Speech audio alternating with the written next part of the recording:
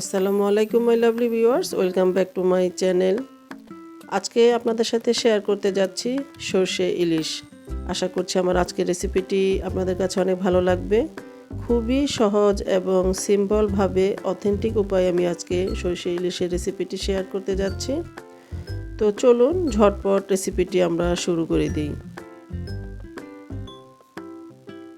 তো সর্ষে ইলিশের জন্য প্রথমে আমি একটি মশলার পেস্ট তৈরি করে নিব। এর জন্য আমি এখানে 2 টেবিল চামচের মতো সাদা সরিষাটা নিয়ে নিয়েছি, মানে যে হলুদ সরিষাটা থাকে সেটা নিয়েছি। চাইলে আপনারা কালো এবং হলুদ দুটো মিলিয়ে নিয়ে নিতে পারেন।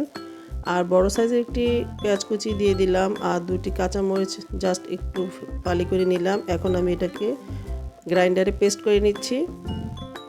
তো আমি এখন সেই মশলাটাকে পেস্ট করে নিয়েছি, দেখতেই পাচ্ছেন। এটাকে আমি ঢেলে নিচ্ছি। আমি এখানে 4 থেকে 5 টুকরো ইলিশ নিয়ে নিয়েছি, ছোট বড় মিলিয়ে নিয়েছি, দেখতেই পাচ্ছেন। এখন আমি এগুলো দিয়ে আজকে এই সর্ষে ইলিশের রেসিপিটি তৈরি করে নিচ্ছি। চুলা আমি একটি প্যান বসিয়ে দিলাম। এখন আমি এখানে দিয়ে দিচ্ছি 2 টেবিল চামচের মতো সর্ষের তেল। সর্ষে ইলিশের রেসিপিতে অবশ্যই সর্ষের তেলটা ইউজ করার চেষ্টা করবেন, এতে করে ফ্লেভারটা খুব ভালো আসবে। আর হাফ টিস্পুনের মতো হলুদ দিয়ে দিলাম, আর দিয়ে দিলাম 1 টিস্পুনের মতো লাল মরিচের গুঁড়ো। তারপর এটাকে একটু জাস্ট নেড়েচেড়ে নিয়ে নিচ্ছি। আর আমি আগে থেকে যে মশলা পেস্টটা তৈরি করে নিয়েছি সেটাকে পুরোপুরি ঢেলে দিচ্ছি। এখন আমি এটাকে ভালো মতো কষিয়ে নিয়ে নিচ্ছি। আর এখানে আমি স্বাদ মতো লবণটা অ্যাড করে দিব। আমি আজকে এখানে কোনো ধরনের আদা রসুন পেস্টটা দিয়ে দিচ্ছি না, এতে করে আসলে ইলিশের যে আসল ফ্লেভারটা থাকে সেটা কিন্তু পাওয়া যায় না। তাই খুব সিম্পলভাবে আমি আজকে সর্ষে ইলিশের রেসিপিটি শেয়ার করে নিচ্ছি। তো দেখতে পাচ্ছেন মশলাটা ভালো মতো কষিয়ে নেওয়া হয়ে গিয়েছে, তেলটা উপরে ভেসে উঠেছে। এখন আমি এখানে সেই আগে থেকে ধুয়ে রাখা ইলিশগুলো দিয়ে দিব। তো এখন আমি একে একে সেই মাছের টুকরোগুলো দিয়ে দিচ্ছি।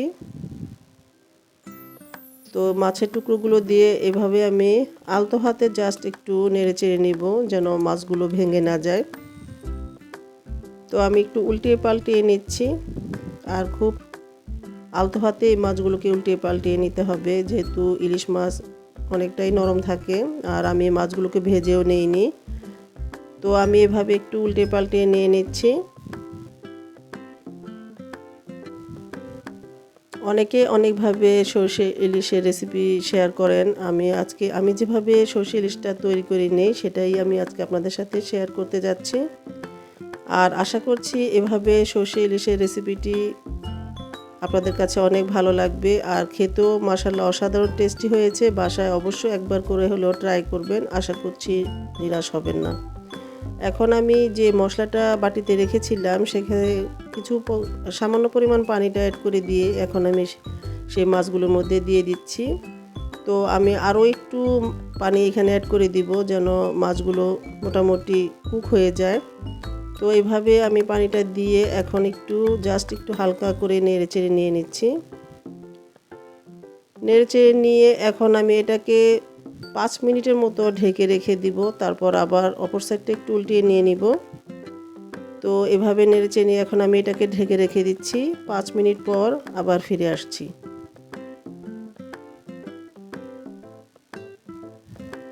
তো আমি 5 মিনিট পর ফিরে আসলাম।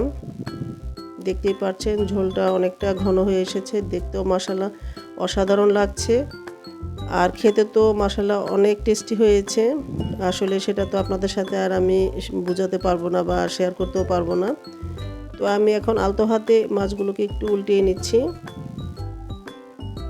তো সবগুলো টুকরো আমি এভাবে উল্টিয়ে নিলাম। এখন আমি এখানে কিছু পাকা কাঁচামরিচ অ্যাড করে দিচ্ছি, এটা জাস্ট দেখা সৌন্দর্যের জন্য। তারপর এইভাবে একটু হালকা নেড়েচেড়ে নিয়ে আবার আমি এটাকে ঢেকে রেখে দেব 3 থেকে 4 মিনিটের মতো। চুলার আঁচটাকে মিডিয়ামে রেখে দিচ্ছি। ফিরে আসছি 3 থেকে 4 মিনিট পর। তো 3 থেকে 4 মিনিট পর আমি মাছগুলোকে আপনাদের সাথে দেখিয়ে দিচ্ছি কেমন হয়েছে। আর এটা দেখতে অসাধারণ লাগছে এবং টেস্টিও হয়েছে। আই হোপ আমার আজকের রেসিপিটি আপনাদের কাছে অনেক ভালো লেগেছে। ভালো লাগলে অবশ্যই একটি লাইক দিয়ে দিবেন আর ফ্রেন্ডস অ্যান্ড ফ্যামিলির সাথে শেয়ার করবেন।